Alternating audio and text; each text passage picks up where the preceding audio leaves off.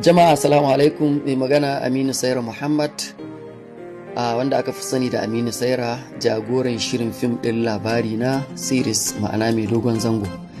Ina yi muku albishir insha Allahu ranar Litinin mai zuwa 15 ga watan August shekarar 2022 za mu sakar muku wannan tallan fim na labari na mai dogon zango. A jikin tallan fim ɗin yana ɗauke da ranar da za a fara da kuma wuraren da za a dinga haska shi insha Allah. Sannan kuma muna ƙara baku haƙuri da tsaiko da ake samu da jira da kuke yi. Allah ya bar zumunci, mun gode, wassalamu alaikum wa rahmatullahi wa barakatuh.